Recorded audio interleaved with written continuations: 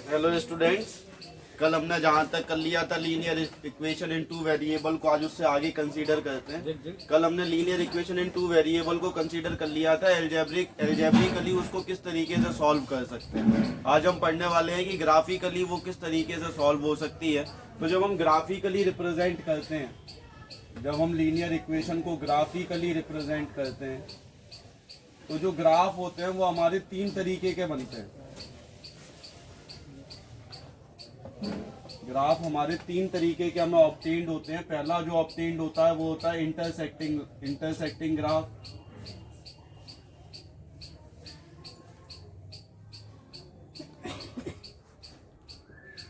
दूसरा होता है पैरेलल ग्राफ और तीसरा होता है हमारा coincident graph.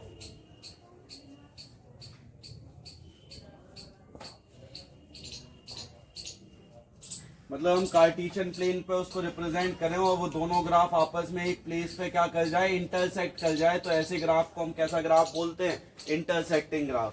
Parallel graph cartesian plane पे रिप्रेजेंट किया, एक ग्राफ ऐसा जा रहा है, दूसरा ग्राफ ऐसा जा रहा है, तो वो दोनों ग्राफ आपस में कैसे हो गए? पैरेलल। कोइंसिडेंट ग्राफ कैसा होता है बेटा? जैसे हमने एक कोई लीनियर इक्वेशन को एक को रिप्रेजेंट किया तो वो ऐसे रिप्रेजेंट होगी, और दूसरी जब इक्वेशन को रिप्रेजेंट किया तो वो इसी लाइन के ऊपर ओवरलैप कर गई, कोइंसाइड कर गई, तो वो ऐसे ग्राफ को हम क्या बोलते हैं? Coincident graph. जो जब हमारे इंटरसेक्टिंग ग्राफ बनते हैं तो जो नंबर ऑफ सॉल्यूशन होते हैं वो होते हैं यूनिक, यानी उस केस में हमें यूनिक सॉल्यूशन मिलेगा, उस एक ही सॉल्यूशन। तो भाई जब हमारे ग्राफ इंटरसेक्टिंग बनेंगे तब हमारे नंबर ऑफ सॉल्यूशन कैसे होंगे? यूनिक। यूनिक सॉल्यूशन का मतलब है कि x और y की केवल हमें एक ऐसी वैल्यू मिलेगी जिसको रखने पे इक्वेशन क्या कर जाएगी? सेटिस्फाई। और जब ग्राफ हमारे पैरेलल बनेंगे, तो जब हमारे ग्राफ पैरेलल बनेंगे उस केस में हमें नो सॉल्यूशन, उन इक्वेशंस का हमें कोई भी सॉल्यूशन नहीं मिल सकता, यानी उन इक्वेशंस की x और y की ऐसी कोई भी वैल्यू नहीं होगी जिसको पुट करने पर वो इक्वेशन सेटिस्फाई कर जाए।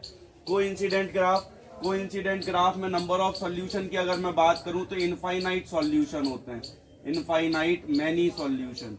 मतलब जितने भी कोऑर्डिनेट इस लाइन के ऊपर लाई करेंगे वो सारे के सारे क्या होंगे? उस इक्वेशन के सॉल्यूशन होंगे। सॉल्यूशन का मतलब है कि x और y की ऐसी वैल्यूज जिसको रखने पे इक्वेशन क्या कर जाए? सेटिस्फाई कर जाए। और सेटिस्फाई कब करेगी? जब LHS किसके बराबर आ जाए? RHS के बराबर, तो इक्वेशन सेटिस्फाई कर जाएगी। ठीक है, तो अब हमें बेटा आगे की बात है कि अब हम, जरूरी थोड़ी है कि हर बार क्वेश्चन हमसे यही बोल दे कि represent the following equation on a graph and answer की उसका यूनिक सॉल्यूशन मिलेगा या नो सॉल्यूशन मिलेगा या इनफाइनाइट सॉल्यूशन मिलेगा। कभी कभी क्वेश्चन हमसे ये बोल देता है कि without plotting the graph of the equations, मतलब ये जो इक्वेशंस हमें दे रखी है उनका ग्राफ को बिना प्लॉट करे तुम उनकी इक्वेशन का ये बताओ कि वो इंटरसेक्टिंग ग्राफ रिप्रेजेंट करेंगे या पैरेलल ग्राफ रिप्रेजेंट करेंगे या कोइंसिडेंट ग्राफ रिप्रेजेंट करेंगे। इसके लिए हमें रेशियो एनालिसिस सीखना पड़ेगा। क्या सीखना पड़ेगा? Ratio analysis. हम रेशियो को एनालाइज करके हम ये बता सकते हैं कि वो दोनों इक्वेशंस कैसा ग्राफ रिप्रेजेंट करेंगी, इंटरसेक्टिंग ग्राफ रिप्रेजेंट करेंगी, पैरेलल ग्राफ रिप्रेजेंट करेंगी या कोइंसिडेंट ग्राफ रिप्रेजेंट करेंगी। तो इसको सीखने के लिए हमें कंडीशन सीखनी पड़ेगी। तो पहली कंडीशन जो है वो है हमारी, अगर हम पहली कंडीशन की बात करते हैं तो A1 upon A2 is not equal to B1 upon B2।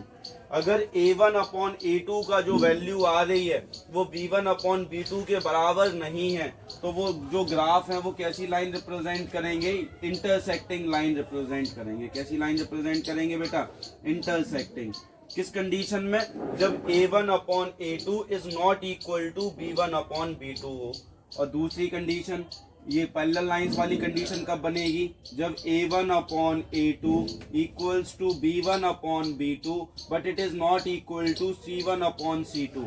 मतलब A1 अपॉन A2 की जो वैल्यू है वही B1 अपॉन B2 की वैल्यू है, बट जो वैल्यू C1 अपॉन C2 की है वो इन दोनों वैल्यूज से डिफरेंट है। तो वो लाइन कैसी ग्राफ रिप्रेजेंट करेगी? पैरेलल ग्राफ रिप्रेजेंट करेगी। कैसे रिप्रेजेंट करेगी बेटा? पैरेलल। और जो हमारी तीसरी इनफाइनाइट मैनी सॉल्यूशन है, कोइंसिडेंट लाइन वाली बात है, उसमें रेशियो एनालिसिस क्या कहता है कि A1 upon A2 is equal to B1 upon B2 is equal to C1 upon C2। अगर कंडीशन ऐसी बन रही है कि जो तीनों का रेशियो है A1/A2 का और B1/B2 का, C1/C2 का, अगर इन सबके रेशियोज बराबर हैं तो वो लाइन कैसी, वो दोनों इक्वेशंस कैसा ग्राफ रिप्रेजेंट करेंगी, कोइंसिडेंट ग्राफ रिप्रेजेंट करेंगी। और उस कंडीशन में हमें क्या मिल जाएगा कि there are infinite many solution of that equations. अच्छा, कभी कभी बात क्वेश्चन कर लेता है कंसिस्टेंट पेयर की और इनकंसिस्टेंट पेयर की। तो जिन इक्वेशंस के हमें सॉल्यूशन मिल जाते हैं वो पेयर कहलाते हैं कंसिस्टेंट, और जिनका हमें सॉल्यूशन नहीं मिलता वो कहलाता है इनकंसिस्टेंट। तो सॉल्यूशन हमें इंटरसेक्टिंग वाले में मिल जाते हैं और कोइंसिडेंट वाले में मिल जाते हैं। तो ये दोनों ही पेयर हमारे कैसे पेयर कहलाएंगे, कंसिस्टेंट पेयर। और जिसमें हमें सॉल्यूशन नहीं मिलता, जैसे पैरेलल वाले में हमें सॉल्यूशन नहीं मिलता, नो सॉल्यूशन रहता है, तो जब सॉल्यूशन नहीं मिलता तो ये पेयर कहलाएगा इनकंसिस्टेंट, इनकंसिस्टेंट पेयर। ठीक है, जिन इक्वेशंस के हमें सॉल्यूशन मिल जाते हैं वो तो कंसिस्टेंट पेयर हैं, और जिन इक्वेशन के हमें सॉल्यूशन नहीं मिलते वो हमारे इनकंसिस्टेंट पेयर होते हैं। ठीक है, और ये सारी चीजें हम किसकी हेल्प से रिकॉग्नाइज कर सकते हैं, with the help of ratio analysis. Ratio analysis ये कहता है कि A1/A2। अच्छा, अभी कंफ्यूजन हो रही होगी कि A1 A2 क्या है। दो इक्वेशंस होती हैं बेटा, हमने ये चैप्टर का जब इंट्रोडक्शन दिया था तो हमने बताया था कि ये दो इक्वेशंस के बारे में पढ़ेंगे, जो A1x plus B1y plus C1 equals to 0 and A2x plus B2y plus C2 equals to 0। तो ये A1 A2 की वैल्यूज होंगी। अभी हम इनको रिलेटेड एग्जांपल्स लेंगे और उसके आगे कंसीडर करेंगे कि कैसे, क्या, कब यूनिक रिप्रेजेंट करेगा, कब पैरेलल रिप्रेजेंट करेगा, कब कोइंसिडेंट रिप्रेजेंट करेगा। तो हम इसके आगे बात करते हैं। तो हम एक एग्जांपल ले रहे हैं कि किसी भी दो इक्वेशंस को ग्राफिकली सॉल्व कैसे किया जा सकता है। तो सबसे पहले हमने दो इक्वेशंस लेनी है कि x प्लस 2y बराबर 3 equation number first and 4x plus 3y equals to 2 equation number second. और क्वेश्चन ने बोला है सॉल्व द इक्वेशन ग्राफिकली। हमें इस इक्वेशन को कैसे सॉल्व करना है, ग्राफिकली सॉल्व करना है। तो पहले सॉल्व करने का तरीका देखते हैं। तो सॉल्व करने के तरीके के लिए हमें कोऑर्डिनेट्स चाहिए। क्या चाहिए बेटा, कोऑर्डिनेट्स। कोऑर्डिनेट्स मिलेंगे तभी तो हम कार्टेशियन प्लेन पर रिप्रेजेंट कर पाएंगे। तो कोऑर्डिनेट निकालने के लिए मैं पहले पहली इक्वेशन की हेल्प से कोऑर्डिनेट निकालूंगा, फिर दूसरी इक्वेशन की हेल्प से उसके कोऑर्डिनेट निकालूंगा और फिर कार्टेशियन प्लेन पर रिप्रेजेंट कर दूंगा। तो मैंने पहली इक्वेशन ली from equation first, from equation first. आपको कुछ नहीं करना, ये इक्वेशन लिख लो x plus 2y equals to 3, एक डब्बा बना दो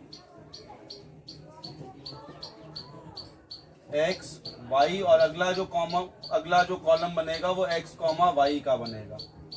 ठीक है, तो अब x की अपने मर्जी से कुछ भी वैल्यू रखनी है। जब हम x की कोई भी वैल्यू रखेंगे इस इक्वेशन में तो उसके करस्पॉन्डिंग में y की कोई वैल्यू निकल के आएगी। तो हमने अभी x की वैल्यू को 1 रखा, फॉर x इक्वल टू 1। आप x की भी रख सकते हो, आप चाहो y की भी रख सकते हो, आप जिसकी वैल्यू रखना चाहें आप उसकी वैल्यू रख सकते हैं। तो हमने पहले x की वैल्यू को क्या रखा, 1। अगर हम x की वैल्यू को 1 रख रहे हैं तो क्या y की वैल्यू क्या आएगी 1 प्लस 2y इक्वल टू 3। तो 2y इक्वल्स टू 3 माइनस 1, तो 2y इक्वल्स टू 2। यहाँ से y की वैल्यू क्या निकल के आ गई, 1। यानी अगर मैं x की वैल्यू को 1 रख रहा हूँ तो y की वैल्यू भी क्या आ रही है, 1। तो कोऑर्डिनेट क्या हो गए, 1,1। बेटा कोऑर्डिनेट में पहले x की वैल्यू होती है और इसको एब्सिसा बोलते हैं, फिर y की वैल्यू होती है, इसको ऑर्डिनेट बोलते हैं। जिसमें एब्सिसा और ऑर्डिनेट दोनों होते हैं उसको हम क्या बोलते हैं, कोऑर्डिनेट। तो हमें कोऑर्डिनेट निकालना था। तो इस बार अब हम y की वैल्यू को, x की वैल्यू को 2 रख लें। क्या रख लें, 2। तो फॉर x इक्वल टू 2, इस बार हमने x की वैल्यू को 2 रखा है। तो x की वैल्यू 2 रखने पे y की वैल्यू क्या आएगी, तो देखो यहाँ x था, x की जगह 2 आ गया, 2 प्लस 2y इक्वल्स टू 3। तो 2y equals to 3 minus 2, 2y equals to 1, y equal to 1/2। तो y की वैल्यू क्या हो गई बेटा, 0.5।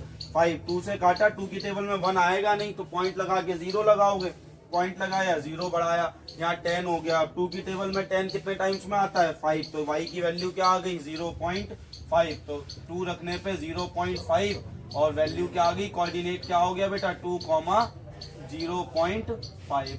अब इस बार मैं नेगेटिव वैल्यू रख लेता हूँ। नेगेटिव का मैंने -1 रख लिया। क्या रख लिया बेटा, -1। तो फॉर x इक्वल टू -1, -1 रखने पे देखो क्या मिला मुझे, -1 + 2y = 3, तो 2y = 3 + 1, 2y = 4, 2 से इसको काटा तो y की वैल्यू क्या निकल के आ गई 2, यानी -1 रखने पे 2 आया, तो इसके कोऑर्डिनेट क्या हो गए -1, 2। जैसे कोऑर्डिनेट मैंने पहली इक्वेशन से निकाले हैं, ऐसे ही मैं दूसरी इक्वेशन से भी कोऑर्डिनेट निकालूंगा, और जैसे ही मैं दूसरी इक्वेशन से कोऑर्डिनेट निकालूंगा उसके बाद मैं उसको कार्टेशियन प्लेन पर रिप्रेजेंट करने के कैपेबल बन जाऊंगा, और फिर मैं उनको कार्टेशियन प्लेन पर रिप्रेजेंट करूंगा, और फिर देखूंगा कि किस टाइप का ग्राफ रिप्रेजेंट कर रहा है, इंटरसेक्टिंग कर रहा है, पैरेलल कर रहा है, या कोई इंसिडेंट कर रहा है। उसके बाद हमारा जो भी सॉल्यूशन होगा वो हम बताएंगे। तो तब तक आप इसको पॉज करके लिख लें, हम आगे बात करते हैं। अब हम इसके आगे कंसीडर कर रहे हैं, जैसे हमने पहली इक्वेशंस के कोऑर्डिनेट निकाल लिए, 3 कोऑर्डिनेट मिल गए। अब हम दूसरी इक्वेशन को सॉल्व करके ऐसे ही 3 कोऑर्डिनेट पता करेंगे और फिर उसको कार्टेशियन प्लेन पर रिप्रेजेंट कर देंगे। तो दूसरी इक्वेशन क्या कह रही है हमारी, दूसरी इक्वेशन है 4x + 3y = 2। अब मैं डिब्बा बनाऊंगा, यहाँ पे डिब्बा बनाने के बाद 3 कॉलम बनाने हैं मुझे, 4, एक x, y, एक x का, एक y का, और तीसरा x, y का कोऑर्डिनेट का। ठीक है, तो x की वैल्यू इस बार मैंने रखी -4, तो मैंने -4 रख लूँ एक बार रख लूँ -1 और एक बार रख लूँ 2। ठीक है, एक बार मैंने -4 रख ली, एक बार -1 रख ली और एक बार 2 रख ली। कोई भी वैल्यू रख सकते हो बेटा, ऐसा कोई हार्ड एंड फास्ट नहीं है कि तुम्हें यही वैल्यूज रखनी है। तुम जो इच्छा हो तुम्हारे मन में तुम वो वैल्यू रख लो। तुम्हारी वैल्यू रखने पर कोई भी वैल्यू अगर तुम x की रखोगे उसके करस्पॉन्डिंग में y की कोई वैल्यू मिलेगी, कोई भी वैल्यू y की रखोगे तो उसके करस्पॉन्डिंग में x की कोई वैल्यू मिलेगी। अभी हम x की वैल्यू रख रहे हैं, तो हमने लिखा फॉर x इक्वल टू, क्या रख रहे हैं हम पहले -4, तो फॉर x इक्वल टू -4, तो 4 × -4 + 3y = 2, 4 4 16, माइनस का 16 + 3y = 2, तो 3y = 2 + 16, 16 इधर आया प्लस में हो गया, 3y = कितना हो गया 18, 3 से इसको काटा तो y बराबर कितना निकल के आ गया 6, यानी -4 रखने पे y की वैल्यू क्या आई 6। कोऑर्डिनेट क्या हो गए बेटा -4, 6। अब हम x की वैल्यू को क्या रखेंगे -1, तो फॉर x इक्वल टू -1, तो 4 × -1 + 3y = 2, तो -4 + 3y = 2, 3y = 2 + 4, तो 3y = 6, 3 से इसको काटा तो y इक्वल क्या निकल के आ गया 2, यानी -1 रखने पे y की वैल्यू आई 2, तो हमारे कोऑर्डिनेट क्या हो गए -1, 2। अब हमने x की वैल्यू को क्या रखा है 2, तो फॉर x इक्वल टू 2 रखने पे देखो क्या कंडीशन है, तो 4 × 2 + 3y = 2, 4 2 8 + 3y = 2, तो 3y = 2 में से 8 गया, माइनस का 8, तो -6, 3 से इसको काटा तो y = क्या आ गया -2, यानी x की वैल्यू 2 रखने पे y की वैल्यू -2 आई। कोऑर्डिनेट क्या हो गया 2, -2। अब इन दोनों इक्वेशंस के जो कोऑर्डिनेट आए हैं इनको मैं कार्टेशियन प्लेन पर रिप्रेजेंट करूंगा। इनको कार्टेशियन प्लेन पर रिप्रेजेंट करने के लिए मुझे पहले एक कार्टेशियन प्लेन बनाना पड़ेगा, तो मैंने एक कार्टेशियन प्लेन बनाया। पॉइंट ऑफ इंटरसेक्शन नाम दिया जाता है O, ओरिजिन नाम दिया जाता है। ठीक है, ये हमारी x एक्सिस है, ये हमारी x डैश एक्सिस है, ये हमारी y एक्सिस है, this one is y dash axis. जो हमारी x एक्सिस है और y एक्सिस है ये पॉजिटिव वैल्यूज को रिप्रेजेंट करती है, और जो x डैश एक्सिस है और y डैश एक्सिस है ये हमारी नेगेटिव वैल्यूज को रिप्रेजेंट करती हैं। तो अभी हमने इन पर नंबर्स को लोकेट किया, यहाँ 1 मान लिया, यहाँ 2 मान लिया, यहाँ 3, यहाँ 4, यहाँ 5, यहाँ 6, यहाँ 7, यहाँ 8, 9। ऐसे इधर -1, -2, -3, -4, -5, -6, -7, -8। ऐसे इधर बेटा इधर पॉजिटिव रहेंगी 1 2 3 4 5 6 7, इधर -1 -2 -3 -4 -5 -6। अब देखें पहला कोऑर्डिनेट क्या है हमारी पहली इक्वेशन का 1, 1, x एक्सिस पे भी 1 और y एक्सिस पे भी 1। तो x एक्सिस पे 1 कहाँ है बेटा, ये रहा। अब कौन सर इधर भी तो है 1, तो वो बेटा माइनस का 1 है और हमें कैसा 1 चाहिए, पॉजिटिव 1। तो एक्स एक्सिस का पॉजिटिव 1 ये रहा, वाई एक्सिस का पॉजिटिव 1 ये रहा, तो ये हमारे कोऑर्डिनेट हो गए 1,1। ठीक है, यहाँ रिप्रेजेंट हो गया। कार्टेशियन प्लेन पे ग्राफ की कॉपी बनाएंगे तो यहाँ से एक डार्क लाइन आ रही होगी, यहाँ से एक डार्क लाइन आ रही होगी, उन दोनों डार्क लाइन का जो इंटरसेक्शन पॉइंट होगा वो क्या रिप्रेजेंट कर रहा होगा, 1,1।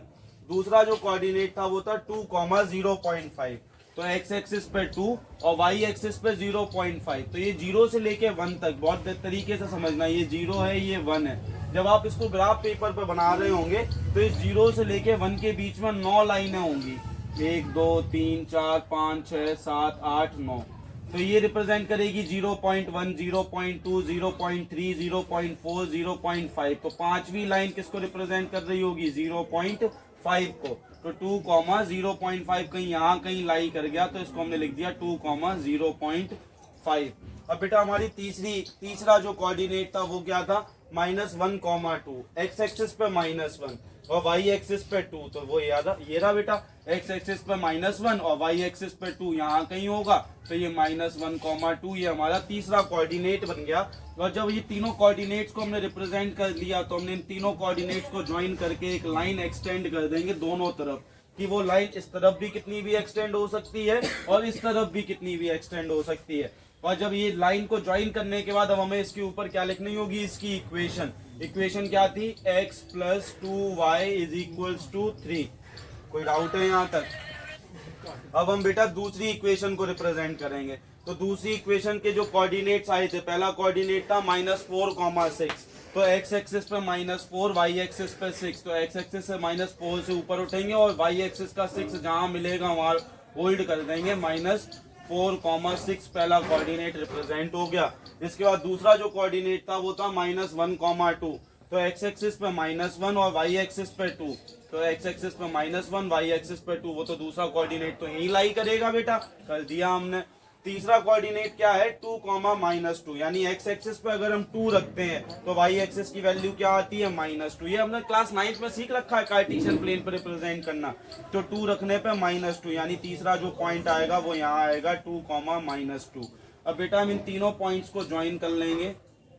तो जब हमने इन तीनों पॉइंट्स को ज्वाइन कर लिया तो ये जो ग्राफ हमारा बनके तैयार हुआ, ये कैसा ग्राफ बनके तैयार हुआ, इंटरसेक्टिंग, एक पॉइंट पे इंटरसेक्ट कर गया, यानी जिस पॉइंट पे वो इंटरसेक्ट किया वही हमारे क्या है, इन दोनों इक्वेशन के सॉल्यूशन। यानी इस पॉइंट का कोऑर्डिनेट क्या थे बेटा, -1,2, तो -1,2 is a solution of that equation. अगर आप वेरीफाई करना चाहते हैं तो आप वेरीफाई भी कर सकते हैं, वेरीफाई कर लेते हैं कि ये -1,2 हमारा सॉल्यूशन है, यानी x की वैल्यू क्या है बेटा, -1 और y की वैल्यू क्या है, 2। एक बार इस इक्वेशन में रख के सेटिस्फाई कर लेते हैं, क्या ये सेटिस्फाई कर रही है या नहीं कर रही।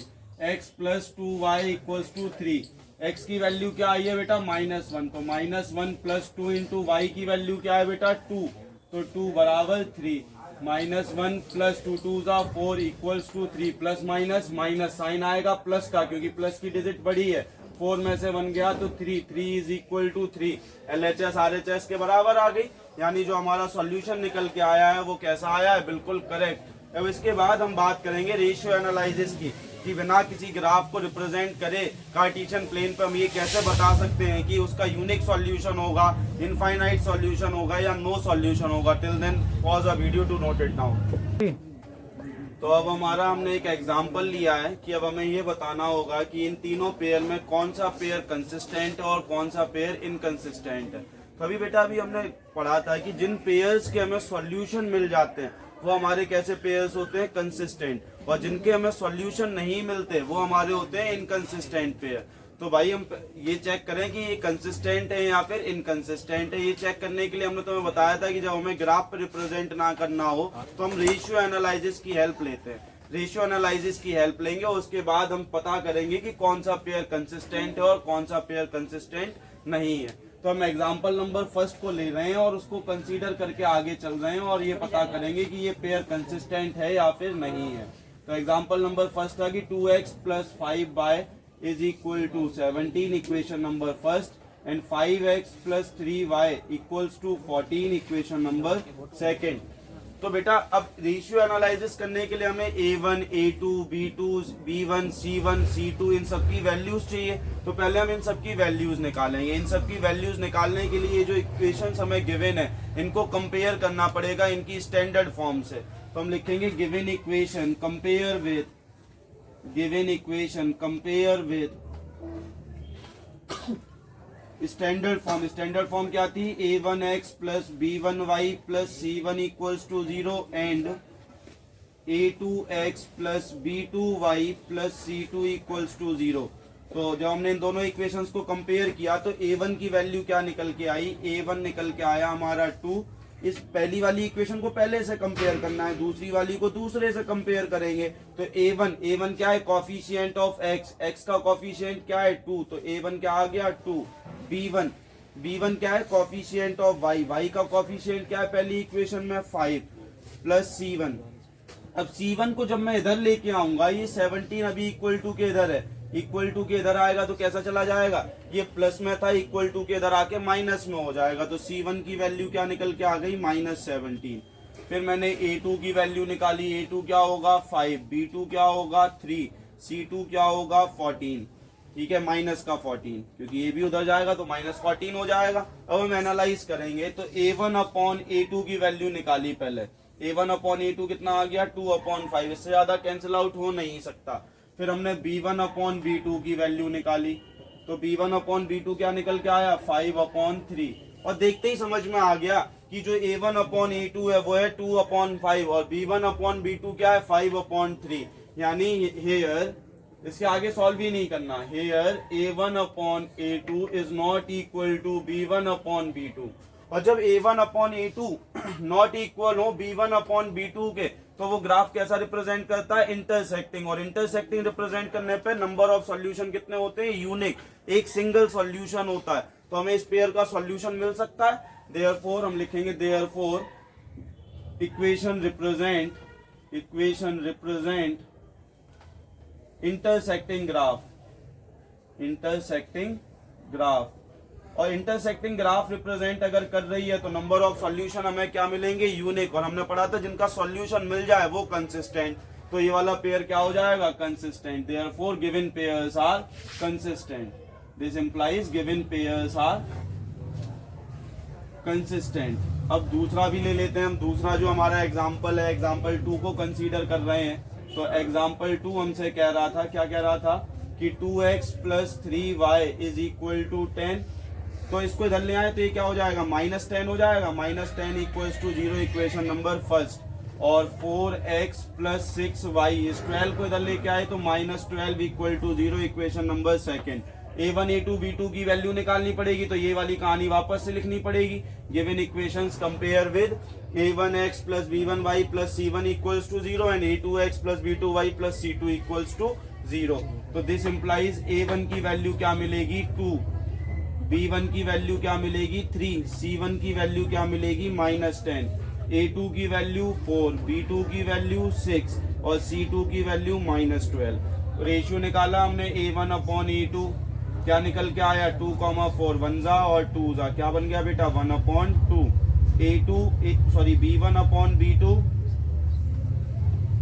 b1 है 3, b2 है 6, 3 1 जा और 2 जा, 1/2।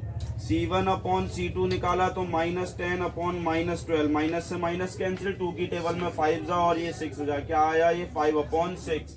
तो यहाँ जो कंडीशन बनी है बेटा, वो कंडीशन क्या बनी है? Here a1 upon a2 is equal to b1 upon b2 but it is not equal to c1 upon c2। और जब ऐसी कंडीशन बनती है तो मैंने क्या बताया था? ग्राफ कैसा रिप्रेजेंट करता है? Parallel lines. और जब पैरेलल लाइंस ग्राफ रिप्रेजेंट करता है तो वहां नंबर ऑफ सॉल्यूशन क्या हो जाते हैं? 0। यानी उस कंडीशन में हमें नंबर ऑफ सॉल्यूशन कुछ भी नहीं मिलते। तो जब सॉल्यूशन नहीं मिल रहा है तो हम क्या लिखेंगे? Therefore equation represent parallel lines. कैसा लाइन रिप्रेजेंट करेगी बेटा? कैसा ग्राफ रिप्रेजेंट होगा? Parallel lines. और जब पैरेलल लाइंस रिप्रेजेंट होती हैं, therefore given equation are, given pairs of equation are inconsistent. हमने बात करी थी जिसमें सॉल्यूशन नहीं मिलता वो क्या कहलाते हैं? इनकंसिस्टेंट। अब मैं तीसरे एग्जांपल को कंसीडर कर रहा हूं। तो तीसरा एग्जांपल हमारा क्या दे रखा है? कि 2x प्लस 6y, ये 10 को उधर ले जाएंगे तो -10 equal to 0, equation number first. और 4x प्लस 12y, ये 20 उधर जाएगा तो -20 equal to 0, equation number second. तो a1 की वैल्यू वही सेम कहानी, वही कंपेयर करने वाली, a1 a2 b2 b1 c1 c2, इनकी वैल्यूज निकालनी होगी। तो a1 की वैल्यू क्या आ गई 2, b1 की वैल्यू क्या आ गई 6, c1 की वैल्यू क्या आ गई -10, a2 की वैल्यू क्या हो गई 4, b2 की वैल्यू क्या हो गई 12, c2 की वैल्यू क्या हो गई -20। तो a1 अपॉन a2 निकाला पहले, तो 2 अपॉन 4, 1 जा 2 जा, क्या आ गई value 1 upon 2। b1 upon b2 निकाला, तो b1 अपॉन b2 6 अपॉन 12, 1 जा 2 जा, क्या आ गया 1 अपॉन 2। c1 अपॉन c2 निकाला, तो -10 अपॉन माइनस का 20, माइनस से -10 1 जा और 2 जा, 1 अपॉन 2। तो यहाँ देखो बेटा a1 अपॉन a2 भी 1 अपॉन 2, b1 अपॉन b2 भी 1 अपॉन 2, c1 अपॉन c2 भी 1 अपॉन 2। तो हम लिखेंगे here a1 upon a2 equals to b1 upon b2 equals to c1 upon c2। और जब ऐसी कंडीशन होती है रेशियो एनालिसिस में कि a1 अपॉन a2 बराबर हो b1 अपॉन b2 के बराबर हो c1 अपॉन c2 के, तो वो लाइन कैसी रिप्रेजेंट करती है कोइंसिडेंट। और कोइंसिडेंट में भी हमें सॉल्यूशंस मिलते हैं, और जब सॉल्यूशन मिलते हैं तो वो पेयर कैसा हो गया कंसिस्टेंट। अब ये वाली बात समझ में आई, कंसिस्टेंट और इनकंसिस्टेंट पता करने वाली। देखो कंसिस्टेंट में अगर सॉल्यूशन मिल रहा है तो कंसिस्टेंट, और सॉल्यूशन किन दो कंडीशन में मिलता है। पहली condition a1 upon a2 is not equal to b1 upon b2, जो ये वाली कंडीशन थी उसमें सॉल्यूशन मिलता है। और a1 upon a2 equals to b1 upon b2 equals to c1 upon c2, इसमें सॉल्यूशन मिलता है। सॉल्यूशन मिलता है किस कंडीशन में नहीं है, when a1 upon a2 is not equal to b1 upon b2 but it is not equal to c1 upon c2। जब ये वाली कंडीशन बनती है तो सॉल्यूशन हमें नहीं मिलता। तो जिन पेयर्स के सॉल्यूशन मिल जाते हैं वो कंसिस्टेंट, जिन पेयर का सॉल्यूशन हमें नहीं मिलता वो इनकंसिस्टेंट। इस अब चैप्टर का जितना भी इंट्रोडक्शन था वो सारा हमारा इसी के साथ खत्म होता है। इसके बाद हम पढ़ेंगे चैप्टर्स के क्वेश्चंस के बारे में कि किस टाइप के क्वेश्चन इसमें पूछे जा सकते हैं, और वो हमारी पार्ट 3 होगी। Thank you class.